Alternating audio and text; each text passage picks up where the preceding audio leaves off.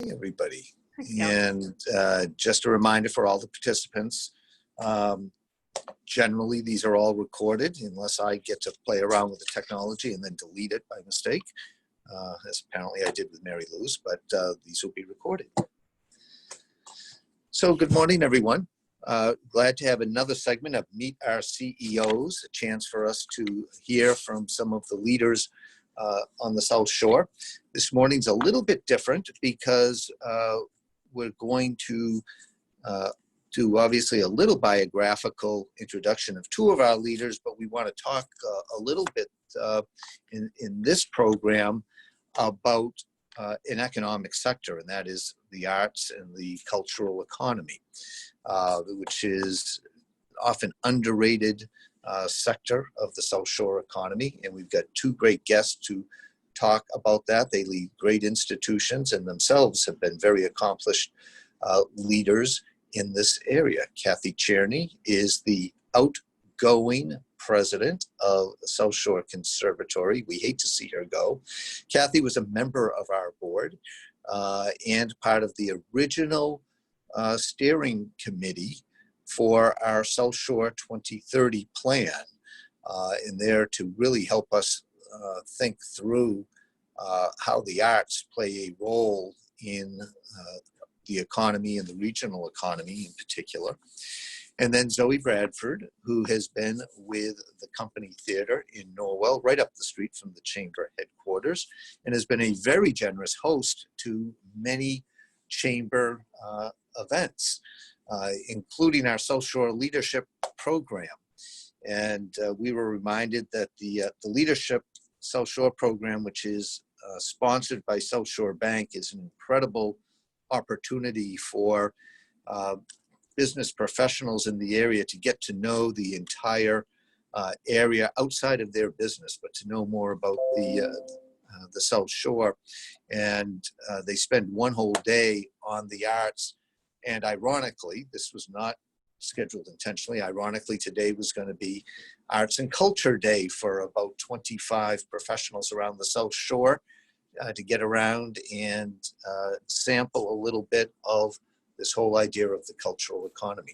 So I want to turn it over to Zoe and Kathy, and I'm going to ask you both to tell us about your background. This is really a conversational opportunity for our members to get to know some of our leading CEOs in the area. So a little bio, your background, how you got into what you're doing, and a little bit about your organizations. Zoe, let me throw it out to you. You've got to unmute. And I am unmuted now, yes. Good morning. Well, just for the quick Reader's Digest version here, I was a film major in Kansas City Art Institute way back when, and loved film and the arts. I loved the way it was collaborative, and growing up an only child, that really fed my creative spirit. So I met Jordy Saucerman during the college years, and together we started making films, decided to move from the Midwest to here to Boston, not knowing anyone. And as freelance artists and house cleaners to support ourselves, we managed to, do all kinds of like art related things, but not only little film things, mostly teaching in camps and various places, but we fell into some theater. Jordy had a theater background. She just loved doing theater and loved it. And one thing led to another. Volunteering at a YMCA, a bunch of kids showed up at our doorstep and said, please start a theater. You two need to start a theater. Well, we didn't have any money. We had, with $50, maybe between the two of us, we approached a church, and the rest is history. We formed the Company Theater in 1979. That was our first performance. And today, but it was our dream to have our own theater. We grew so fast in Weymouth. It was like lightning.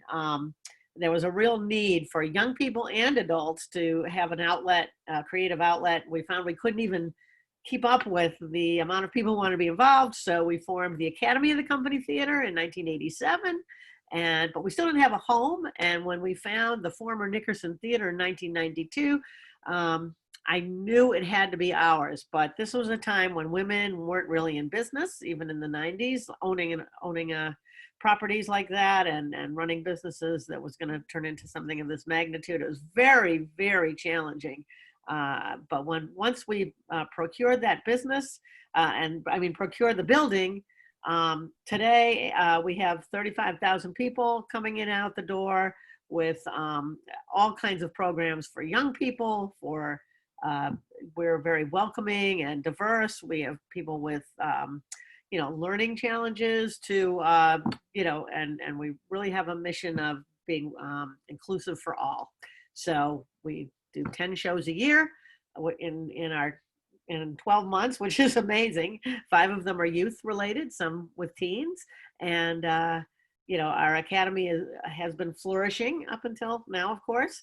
And everything has been, amazing support from the community. They seem to really love us. So I'm so proud of what Jordy and I started with really nothing, turned into something so wonderful because there was a need and we had the right artisans joining us, and love it.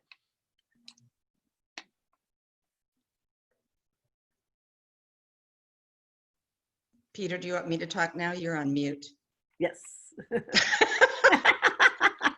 Sorry, this is why I have people helping me on this stuff. So go ahead, Kathy. Sorry. Okay.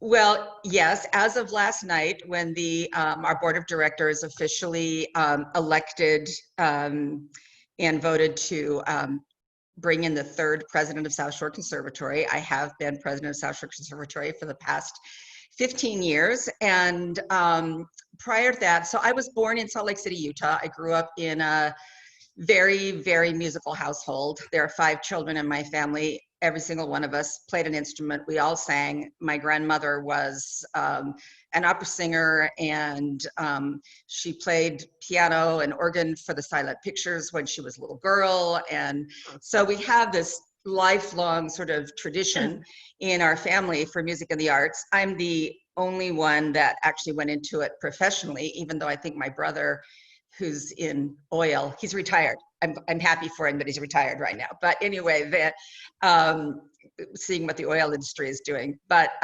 he's probably the most talented one of our family.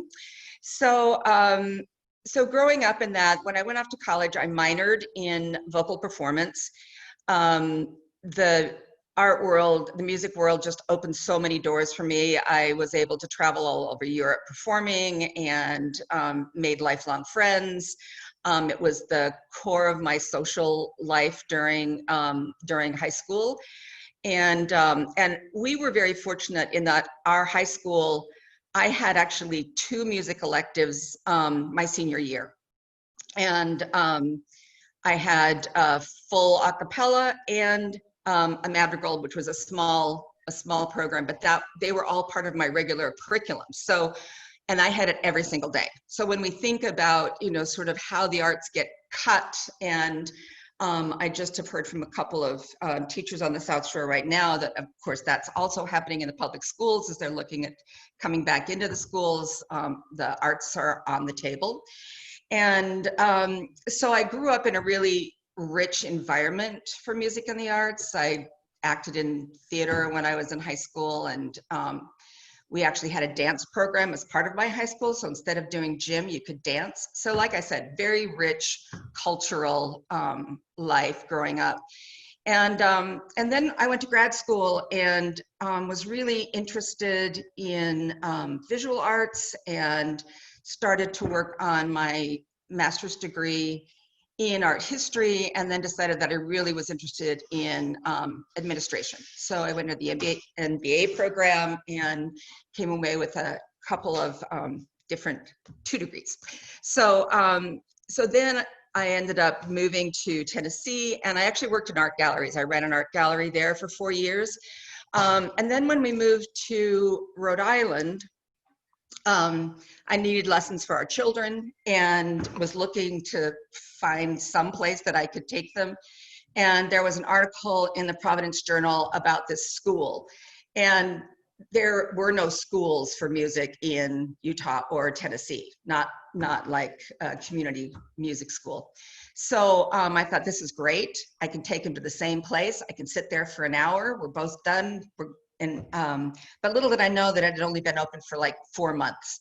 So, and it grew. We're part of a national organization called the National Guild for Arts Education. And we were the fastest growing school in the country at the time. We grew from 0 to 350 students in less than a year, which actually is very fast for that kind of a program. And over time, I then became the assistant director and eventually the executive director. It was very grassroots, much like Zoe's experience, where you do everything, right? You're chief cook, bottle washer, you know, fix the plumbing, buy the toilet paper, you know, all those things. And but that organization grew, and eventually in 2000, the music school merged with the Rhode Island Philharmonic. So that was a great learning experience for me too, to sort of go and grow an organization from its infancy into a teenager and then merge it with a larger organization. And with one that actually has sort of a dual mission, right? Because then it had an education arm and a big performing arm. The performing arm was much larger. And then in 2006, the founder of South Shore Conservatory, Jim Simpson, was retiring, and a recruiter came to me and asked me if I was interested in applying, and I said no, and because I loved my job. And then he came back and said, don't you want to just take the interview? And I'm like, okay, I'll take the interview. And so I don't know how many of you have ever been to South Shore Conservatory, especially the one in Hingham. Both campuses are really beautiful, but in Rhode Island, where I was, Rhode Island's kind of a city state. And so where whatever you're doing, we had no buildings of our own. We were in public schools, churches, some community centers.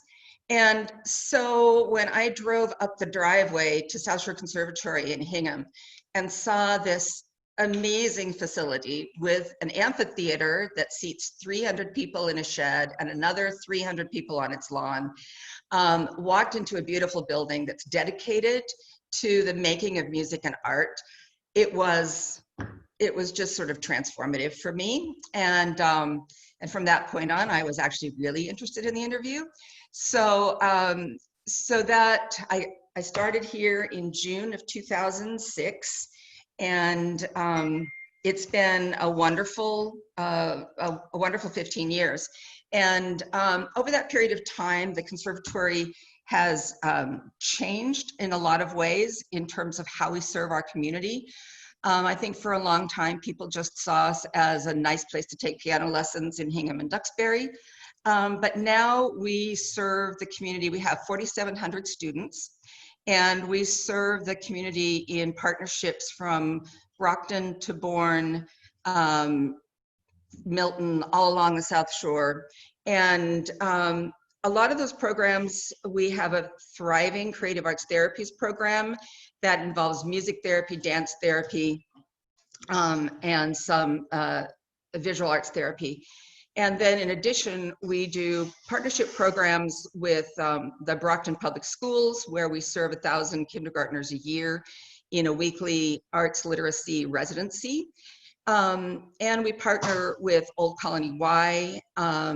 We partner with every senior center on the South Shore, where we're offering, I think, 3 ukulele bands. We've got about 80 adults playing ukulele. And so it's very broad, the work that we do. And it's very exciting. So we purchased a 3rd campus in Hanover. I don't know how many years ago that was now. 3, is that right, Chris? Rockwood Trust is our partner. And we've also started a partnership with the Y. So we've been doing arts programming at the Laura Center for the past year as well. So that's kind of what we do in a nutshell. And I'm sure we'll get to talking about the effect of the virus on the arts in a second. Hey, Peter. Yes. Can I Yep. chime in, not as a Absolutely. Rockland Trust person, but as a private citizen who is a student and has been a student at the conservatory for really since day one. I arrived here 17 years ago. All my children have taken lessons there. Some of them have taken 2 sets of lessons simultaneously. My wife, Nancy, is very involved over there. And it's been a really big part of our lives and an important part of our lives. And really one of the reasons why we sort of decided to move to Cohasset. So it'd be right next door to the conservatory. And it's been a very, very enriching experience for our whole family. And Kathy's done a magnificent job over the last, 15 years, you said? Yeah. Kathy sort of taking the conservatory to the next level.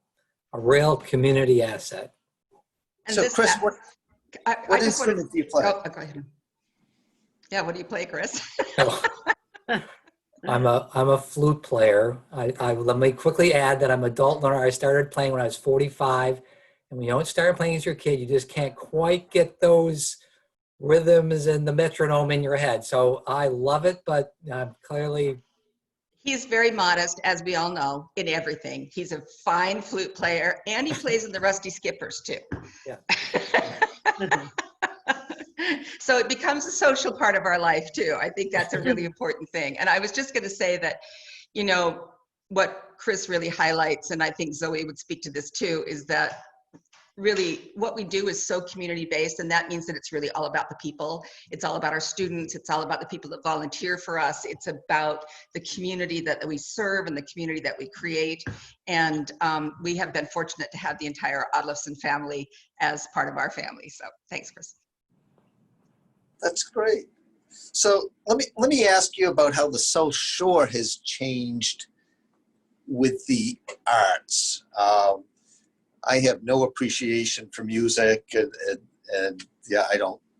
I've got no natural talent in that stuff. When I grew up, there was summer stock theater down at White Horse Beach or Priscilla Beach, but you've both been around the area for a long time.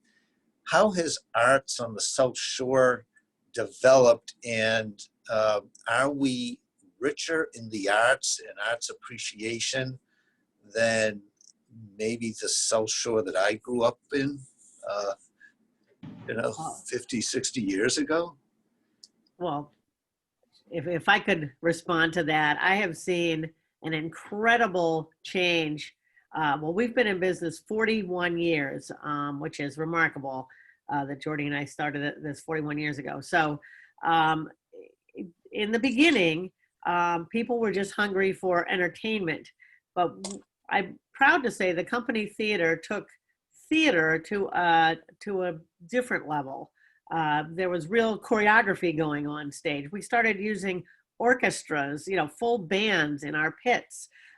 We wanted to be as Broadway-like as possible, and I think others have, other theaters around have kind of tried to emulate that, and it's expensive, but it's beautiful when all the elements, lighting, sound, choreography, everything you can imagine comes into play in one moment.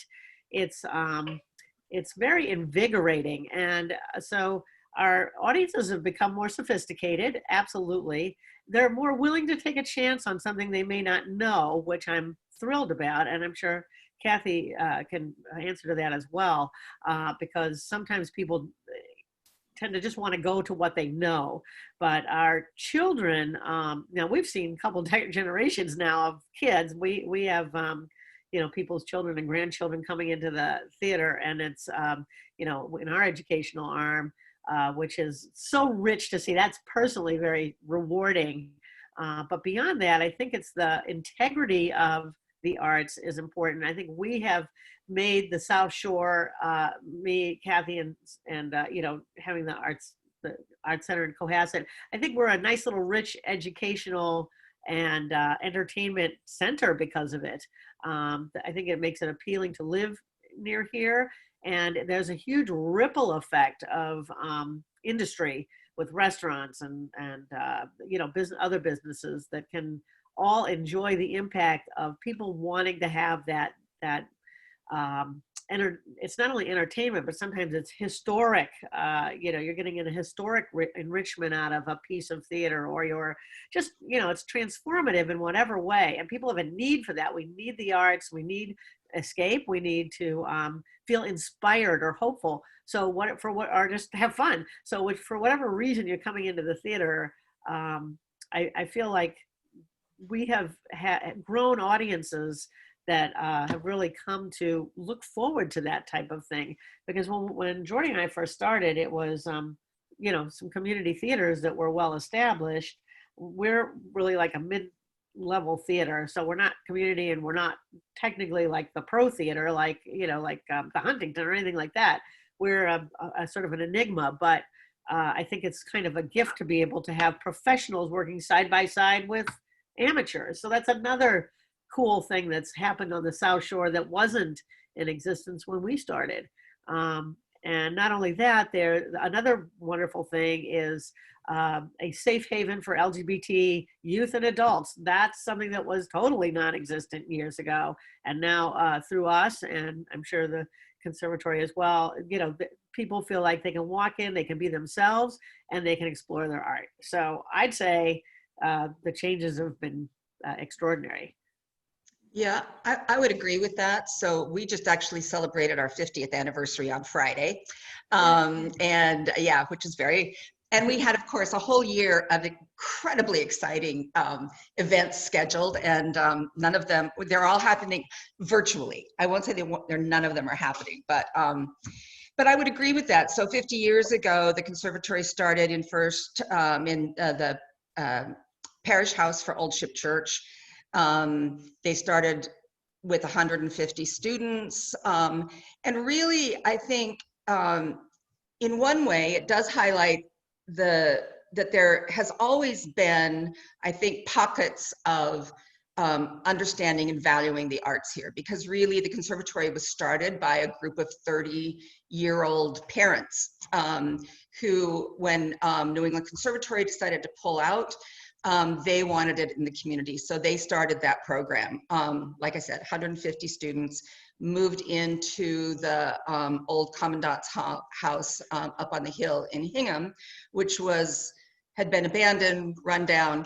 And so now, I think as we look at how both the work that we do has expanded and the growth of the people that are participating, in addition to the education pieces, we do 39 concerts, professional concerts a year. And we do, and there are also, we have a music festival in Duxbury, we have Evenings Under the Stars in Hingham.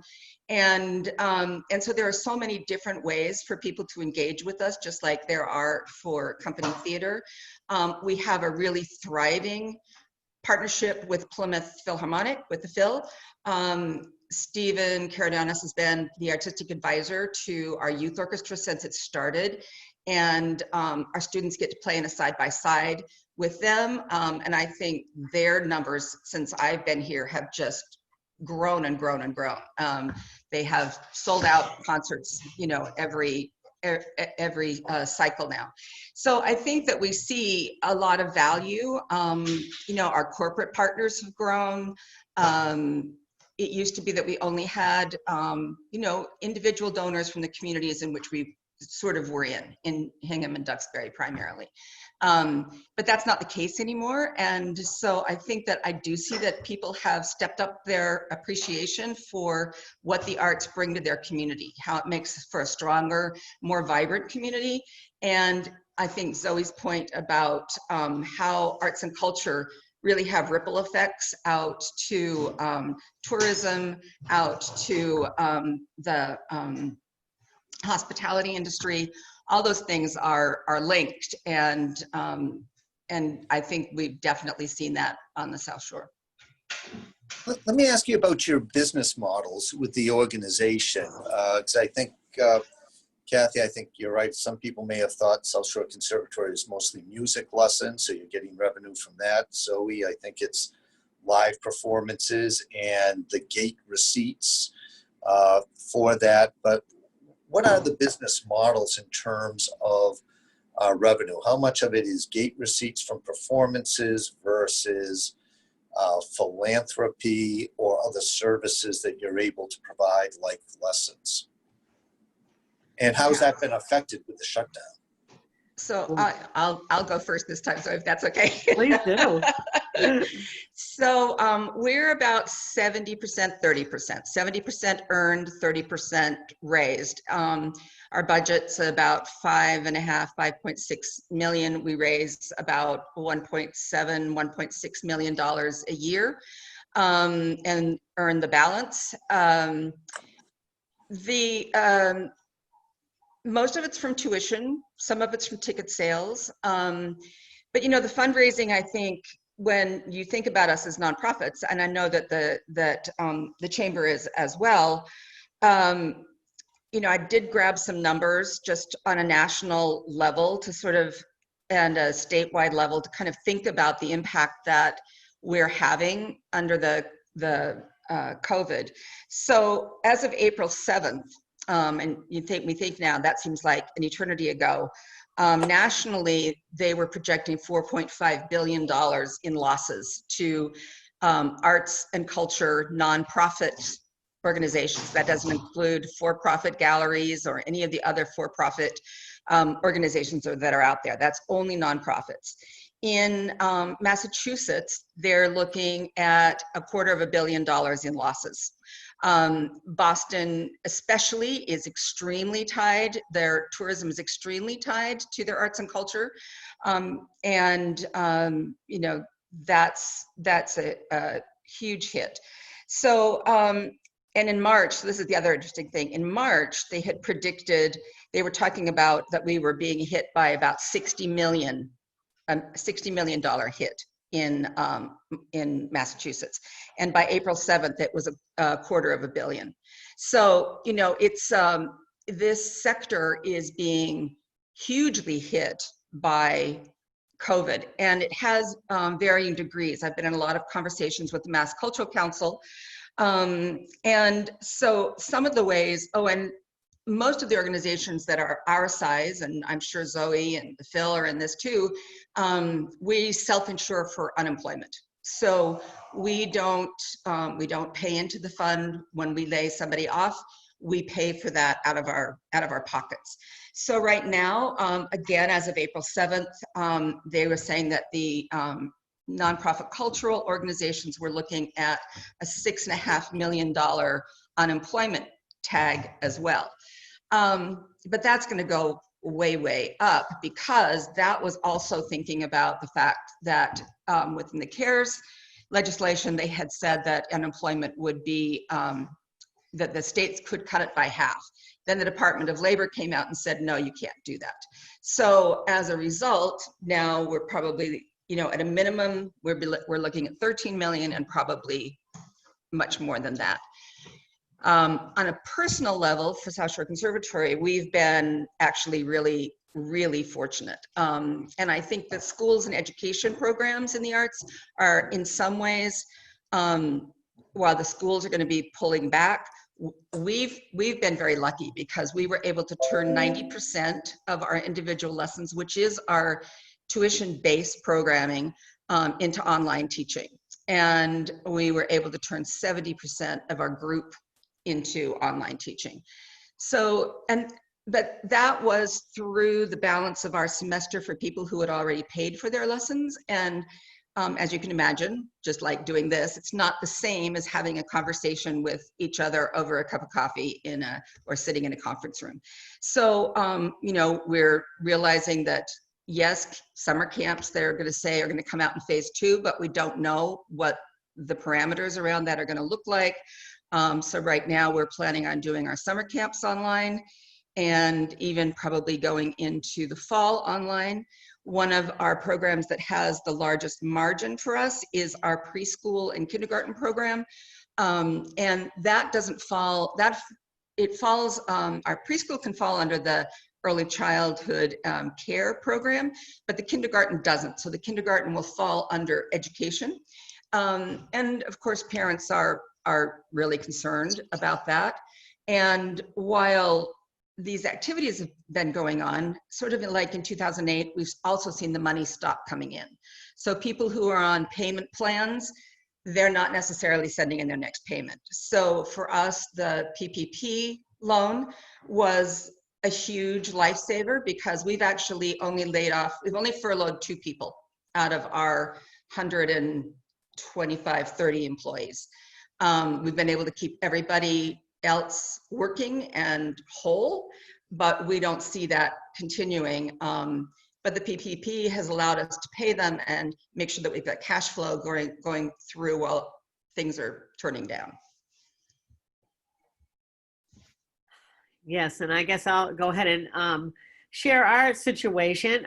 Good question, Peter, because our model is basically almost 70% is in ticket sales, you know, and another big chunk is tuition, you know, and then more like 10% in donations, or, you know, we've never really relied on that. Of course, we're nonprofit, we always welcome it, but we operate at 1.5 million. We're already at a you know, annually, and we're already at an enormous loss of 1/3 of our income.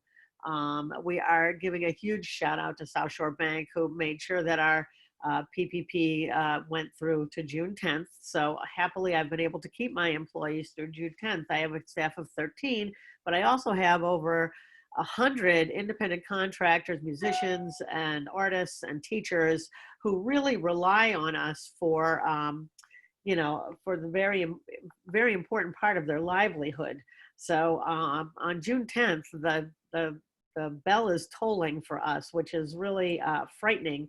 But I'm grateful to South Shore Bank. Now, Senator O'Connor has been in touch with us, which I'm thrilled to have his support. We're forming a kind of a smaller task force so that we can have voices heard in the you know, Congress, because what needs to happen for us is the HEROES Act, which will allow, if enough pressure is put on the Senate, that they pass that so that another $1 trillion or so comes into, you know, towns. And when I say towns, I'm hoping that it would not be just Norwell, because we consider ourselves a South Shore community, not a Norwell group specifically, because really Hingham, Weymouth, Rockland, you know, all these Cohasset, all these surrounding towns are very much a part of us.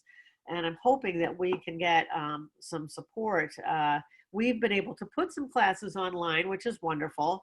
It's sort of like putting a Band-Aid on open heart surgery as far as the income goes. It's not strong enough to support us, but it is keeping us in the public eye. The kids are grateful for it. However, kids are becoming a bit zoomed out, which is to be expected between school and everything else. We are planning on running a summer program, which will be a little bit of a help with groups of 10, if that's allowed by the governor.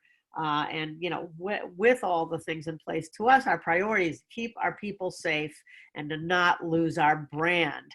Because, you know, people have said to me, well, why don't you just put, you know, in the fall, just put one person on stage and then you can just, you know, and everybody can wear masks. And I'm like, but that's not who we are. And I don't want to come back limping. I want to come back grand, you know, and come back to be who we are, which people have really come to love and enjoy. So, you know, we don't want to go the new normal. We want to be better than normal, you know, not only with the safety of our patrons and our people, but, you know, being able to just do it up and do it right. So, we are hopeful that there will be future money in the, you know, and a continuation of the paid protection, the payroll protection. I'm hoping there will be another round of that because soon I'm talking about having to, you know, basically have staff go on unemployment, being furloughed, and we're talking about food on the table for people, and that's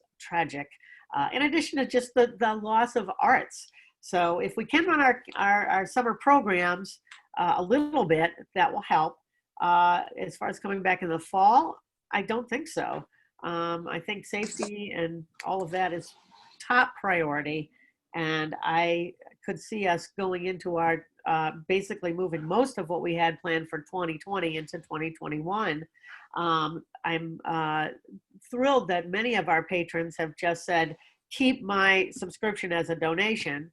Others will say, you know, we're going to do a campaign that hopefully people at least allow us to roll over their season subscription or just a pre-purchased tickets into next year, because the good news is we own the building. Jordy and I made the decision to not take, regular administrative salaries as we richly deserved, not go overboard with salaries and foofy stuff, but just basically get that building paid off as soon as we got in the door. We took a 15-year mortgage and got it paid down off. So the happy news is we own the building. The scary news is we don't know how we're going to pay people in the future until this is over. So we're going to start a campaign, to fundraise that's, heftier. But I think the state has to help us. I think we have to be more vocal to say, we don't lose us over this. That would be a tragedy. So that's what I'm thinking. It's scary thinking about what may happen with all of this, and individual organizations that are really challenged and threatened by it. But nice to know that there's been that kind of response. Right. How are you finding the general philanthropy? Are new people coming in through this period because they recognize that there's a risk to losing some great institutions? For us, it's quite small. It's not large enough. We have started a couple of smaller things, but we have to launch a major campaign to really get people aware of our situation. So for us, yes, we've had some new coming in, but we've taken a complete recalculation of where we think we're going to end up our year based on donations, because so we just ran, instead of a Giving Tuesday, we started with Giving Tuesday, we ran a Giving Week because it led up to our 50th anniversary. We had a matching grant. We wanted to get to $50,000, and we did well. We raised $85,000 from that. So that was good for us. And we also, unlike so many arts organizations, we had our big fundraising gala that brings in 30% of our fundraising dollars in January. So many organizations have been, theirs were all coming up, and they've taken things online and they've done other things to try to bring in the dollars. But I think people right now, in terms of their giving, and we've heard this from, some of our current donors as well as some of our families when we reached out for our campaign, saying, we're just giving to frontline and essential workers. That's kind of where our money and our thinking is going, which I totally understand and appreciate. But I think at the same time, it's really important that we as arts organizations, and we do have some great advocates on the state level, both between the Mass Cultural Council and Mass Creative. Mass Creative is a statewide actual just arts advocacy organization. That's all they do is advocate for the arts. And those things are very helpful to us in terms of they've increased budget for the general operating that comes from Mass Cultural Council and things like that. But I think we're all looking at not having the same kind of development income coming in this year, unless you're a basic needs organization. And I think our donors who understand actually the healing power that the arts have. So one of the things online that we've been doing is we've been putting out, just like a lot of arts organizations, either daily concerts, daily music, interactions, showing people having, bringing solace to people through our music therapy. We know that actually we're going to have a lot to do immediately after this, because there are so many people that actually do have PTSD from this, what the virus is doing, and music and the arts are one of the ways to help people through that. So so we are trying to remind people that we too have an essential place for people. I think when you look at that video of the people in Italy coming out on their porches and singing together, that's what the arts does, right? It brings people together, it creates community, it makes you feel good when you're in a completely untenable situation.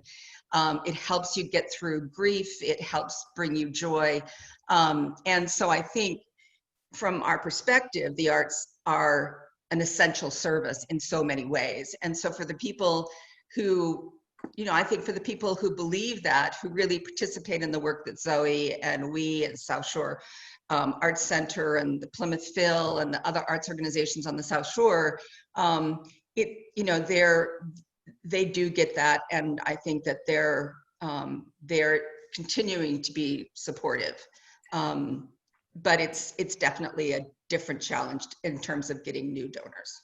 And I was just going to add in that our board of directors has been so supportive. They're checking in all the time, and trying to creative ways in which we can continue to engage online, and that's where our PR agency and our PR manager has been a godsend, because he's putting out daily, like you say, Kathy, daily like happy memories, things that people can just make them feel better and know that we're not gone, because people are just used to coming in and out of our door.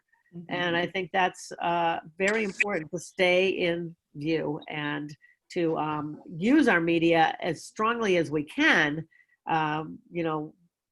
trying to avoid the media burnout, but that's where, we, the creative team, has to just come up with things over and over again. But I'm really proud of my managing team in that aspect. They're really trying to be creative and keep people engaged. Good. So there are a few things that I'd like to try to cover in about 15 minutes, and it's going to be a lot. I want to get on a little bit the topic of the arts as an economic development factor. We're being joined here by some other groups. So the South Shore Ballet Company with Martha Van is joining us, Carolyn Chapin from Plymouth Philharmonic, our past chair, Paula Harris, who is also past chair of the Plymouth Phil. I'd love to hear their perspective in a second about this. And then at the very end, we'd like to have Chris Odlifson end the program by playing the flute for us. I just sent a message saying I need to sign off. I did that right before you said that, so it's not because you said that. So thank you, Kathy. Thank you, Zoe. You both Thanks, have terrific Chris. Organizations. Yep. So Thank long. you. Thank you. Thanks, Chris. But I do want to talk about the economy, and I'm going to share one of my favorite stories about economic development and local companies and the arts. And that's the story of Howard Johnson, which was founded here in Quincy, and founded early 1900s. It was just a local beach clam shack. Started out that way. They added ice cream to it. But their real break was when some racy play in Boston was banned from Boston. So they moved to some summer stock stage in Quincy. And all the people in Boston, of course, once it was banned, everyone had to see this racy play. So all the people from Boston were coming down to Quincy to watch the play, and they needed some place to eat, and they found the Howard Johnson's Clam Shack and ice cream and raved about it. That created the reputation. And then, of course, Howard Johnson's literally took the show on the road and really became the most iconic national symbol with interstate travel and hospitality. But their big break was from the arts and theater, moving from Boston to Quincy. So let me throw it open to Caroline and Martha Van. Tell us a little bit about what you're seeing with the Plymouth Phil and the ballet school, and then if I can get into that discussion of the arts as an economic driver, and then try to open it up to some questions and comments as well. Well, the Phil has had a really strong year. We, of course, had to postpone our 3 spring concerts, and they've all been rescheduled. We're very optimistic, cautious, and really working on a postponement and reschedule model going forward, because we will obviously be in phase 4. But in terms of the past few months, what we've done is really focused on our community partners, our donors, our advertisers, all the people we work so closely with across the South Shore, and just checking in with them and just stewarding all those relationships. And we've just been really buoyed by their encouragement and support. And there's some tough times. Most of our local businesses, local business sponsors are small businesses. So we're really just focusing on the future and asking them to stay with us, so we're there when we're back in the concert hall. We don't know when that is, but we know we will get there. Good. Well, That's a hi. great point. One more thing. Right now is our League of American Orchestras typically has their annual conference, and Stephen Cardianis, our music director, attends. Well, that's not happening, but the whole 6-week session has gone online, and every member of our staff is attending sessions. And so it's fascinating to hear what's happening in our industry across the country. And it's very, very geographically different. Obviously here on the Northeast, we're phase 4, but there are others that are planned to go in sooner. So we're learning a lot from them. So hi, I'm Martha Van McKeon with South Shore Ballet Theater. We are probably the younger organization here. We've only been around 12 years, and we are located in Hingham now, recently moved. It seems every time I sign a lease, something dramatic happens, and the first time was in 2008, and we had a nice little recession, and now we're doing the pandemic. So apparently we are somehow going to survive. We've done it before, and we will do it again. But it's been quite challenging for us. You know, about a week before we actually closed in March, it was sort of a joke with everybody going, "Oh, well, maybe you'll do some virtual classes," and a week later, everybody was closed. So it's been interesting for us, because I don't have such a huge group of employees. You know, we sort of all do it all. Marissa and I have been basically running the whole thing with some help of a few teachers. Some of our teachers we furloughed, but it was for health reasons. They cannot come back, but the PPP has been very helpful for us in getting through. June 18th is our big day, so we will be trying hard to get to that point and see what we can do going forward. Clearly, we're in phase 3, probably, you know, heading towards phase 4 as opening. We've been really lucky. 90% of our revenue comes from tuition right now. So we don't have a lot of fundraising that goes on, although we're starting to get into that quite clearly. And it comes from also ticket sales for our shows that we put on a couple of times a year. Obviously, that's not going to happen. So we are working right now with classes online, and we have actually been more successful than I thought we would be. We have been actually holding classes at all the different levels, basically from March 16th going forward. We just changed our schedule to be a little more during the day instead of in the afternoon. Right now, we just had our youngest one sort of virtually graduate. I think they're totally pooped out over Zoom and don't ever want to do it again. They just sort of don't really know that the rest of the world is doing Zoom on everything else. So I think they're just exhausted.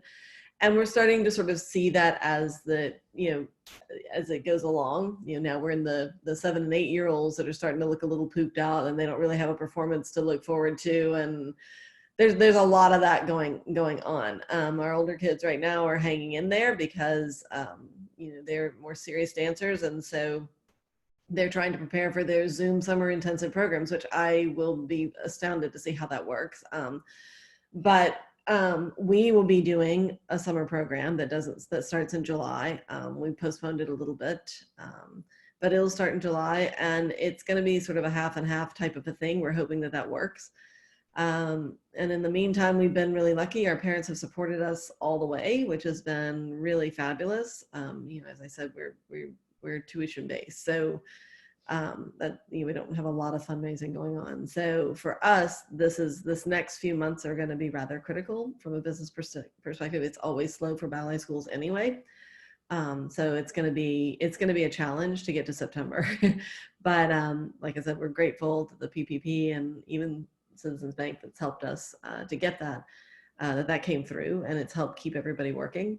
But it's going to be a very different world as to what we do, not only for the summer program, but how we reopen in the fall, which will probably start early because, as you know, all the schools are opening earlier because Labor Day is late. So we'll probably start our fall season in August just to see what we can get in case there's sort of a second wave where there has to be sort of a major lockdown again, which I hope it doesn't happen. But we're coming up with all kinds of just in case plans, as I'm sure all of you are. So a lot of plan A isn't happening at all. So we're on like D right now. So as you all are. So that's sort of where we're at right now.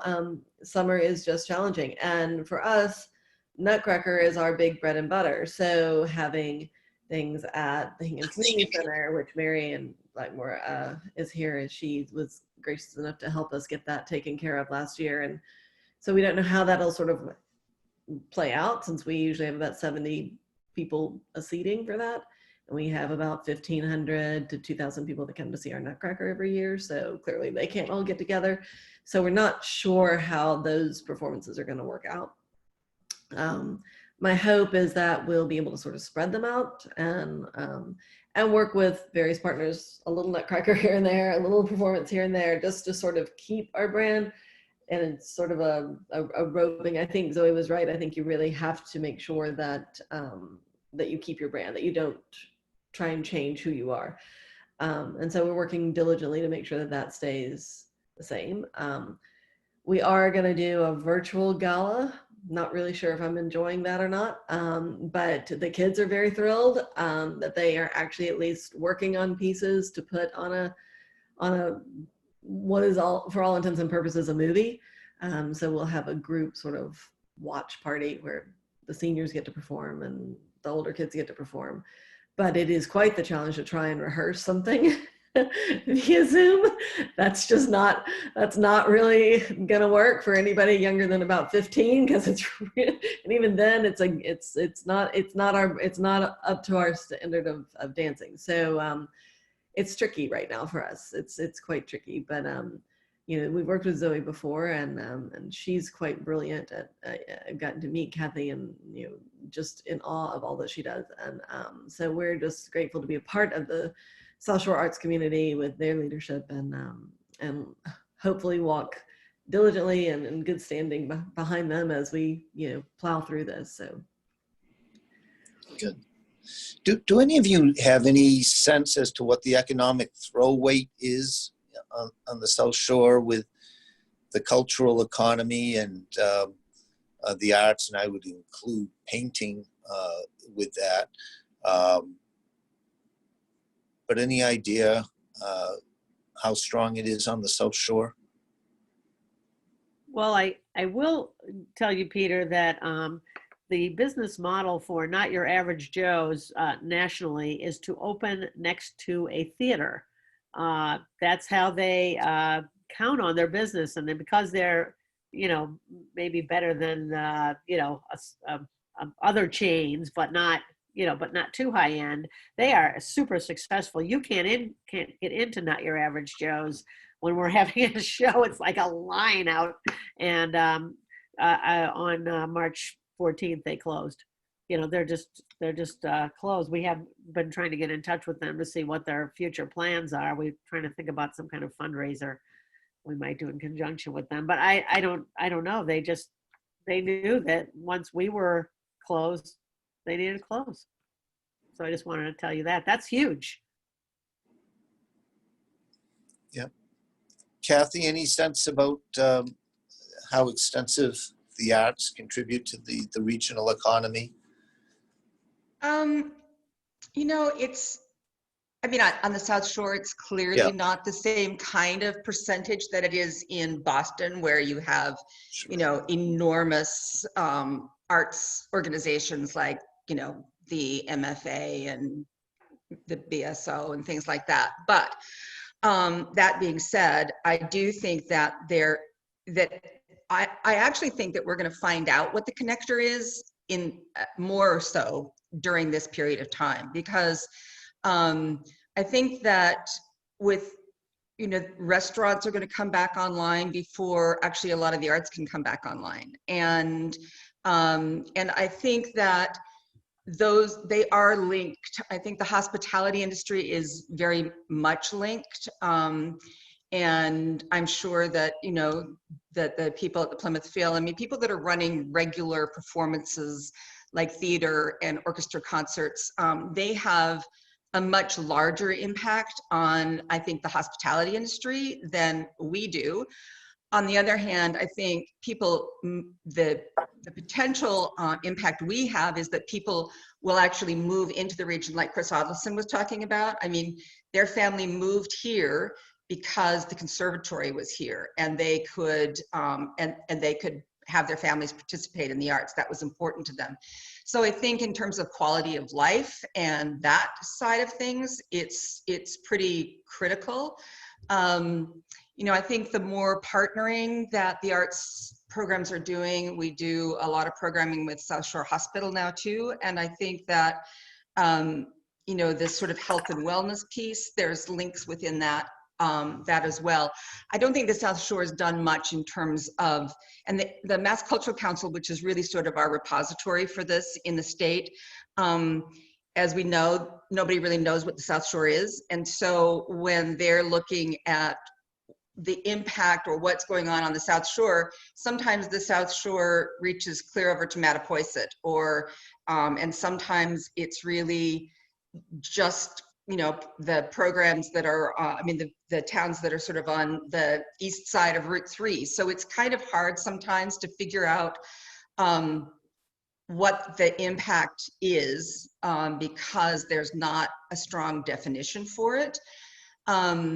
But I think that we know that for people who move into our community, this is a huge plus for them, especially when, you know, when we talk about it in the schools, the South Shore, again, is very, it's spotty. It's not, you know, it's not an equal opportunity school system. So the, you know, Hingham has a really strong music and arts program, but many of the other communities don't. So I think that we also play a strong role there in terms of advocating for and, you know, and in involving the communities with more opportunities to participate, whether you're participating as a spectator or if you're creating it yourself. And also, I'll add that anytime we're rehearsing, performing, or have patrons, there's the coffee industry is huge. Mary Lou's right around our corner, and others. You know, the grocery stores, the gas stations. I mean, we're making Queen Anne's Corner very busy, and I'm sure that's had an impact too, just on the general businesses. Mm-hmm. Yep. We're coming up on the hour, but let me throw it out. If anyone has any questions, do like to make it conversational, but I've been doing most of the questions, Q&A. It's a fascinating topic for us. But I have something to say. Just I'm Heather from Friendship Home, and I just wanted to say thank you so much to Kathy and Zoe. Our members absolutely love you guys, and you make their lives so much better, and you're wonderful to Friendship Home. And I think it's important for everyone to realize that all the nonprofits, we do really help one another, and the people that we serve are, you know, so much more comes to their lives by us doing that. So thank you. And then also, Kathy, thank you too for your role with the South Shore Leadership Group. That was an amazing experience to be a part of. And thanks. Can you hear me? We can. Can you Thanks, guys hear me? Heather. Okay, 'cause my computer always Thank you, Heather. screws up at this point. So We I have to jump, but it's been so nice. Thank you so much. Thanks, Heather. we're voting for the friendship home too. We know how important Thank it you. is to keep that Absolutely. going. Absolutely. Thank you so much. Okay, take care, everyone. Thanks. Thanks, Heather. Thank you. Any other questions or comments? Jay Nuss, nice to see you. You sold Howard Johnson's his first building, didn't you? So, fortunately, he's muted, so I couldn't get a response on that. Well, thank you all. Kathy, I can't leave without asking your next plans. I think a year ago, the plan was when you were going to retire, you were thinking of heading back to Colorado or out to Colorado. Is that still in the Yes. works? And things change so quickly because on the first one of these Zoom meetings we had, we were in the search, but the COVID crisis had just started and the board was talking to me about staying for another up to a year because they were very concerned that, finding a person who could actually jump into a crisis, lead an organization and would want to do that and not know the community. And I think we're so lucky to have found Karen Gear. So I look forward to all of you getting to meet her and know her. Yes, my timeline to leave is still the same. She's going to be starting right away because she wanted a lot of lead time. So she's starting in June now instead of in August. And I'll be around on the South Shore. And then in September, we will be moving to Colorado. So back to my Western roots. I'll miss all of you, and I'm going to miss the ocean and the South Shore tremendously. Well, thank you for everything you did to help with our South Shore 2030 plan and serving on our board and the incredible job you've done at South Shore Conservatory. You left off 2 of my partnerships with you, Peter. I also was on the board of the Economic Development Corporation, and I was on the steering committee for South Shore Leadership when it started. So, we've had a long-term partnership here.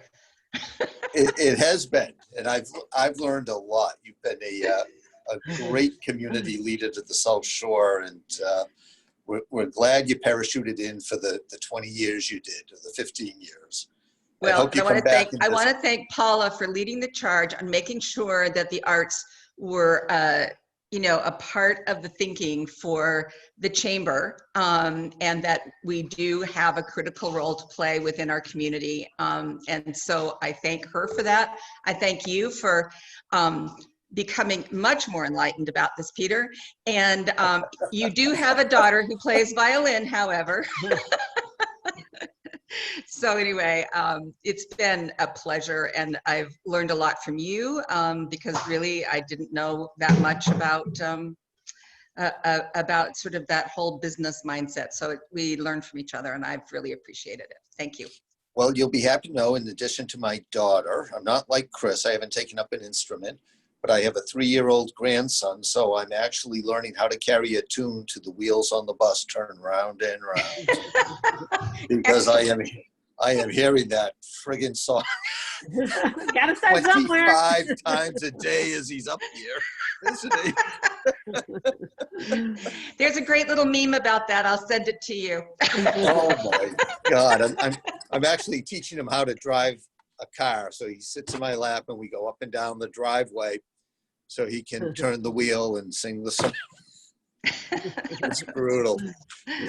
Thank you for everything you do. Zoe, thank you. What a great job you've done with the theater company and your leadership. It is a tough time. Hopefully we can all get through this together and help advocate for you where we can with the legislature and even in Congress with some of these bills. And Thank you. Thank you, Peter. That's important. Your support, inviting me here today, all of that, it all is cumulative and wonderful. And we really appreciate the support and the love of the arts that everybody has on this page. Great. And Martha Van and the Ballet Theater and Carolyn at the Plymouth Phil, thank you for joining us today. Thank you all. We have another one coming up, well, every Tuesday and Thursday. This coming Tuesday, Catherine Hesse, Murphy Hesse Toomey in Lahane, who is well known for her legal skills, but if you don't know her, she also has just an incredible sense of humor, and that will be a lot of fun. I don't know if we're actually going to talk employment law at all with her because she has so many stories, but that will be Tuesday. And then check the schedule for the next few weeks. We're lining up some other folks. So thank you all very much for joining. Thank you, Peter. Thank you. Wonderful. Good luck, Kathy. Thank you. Thank you. Appreciate it.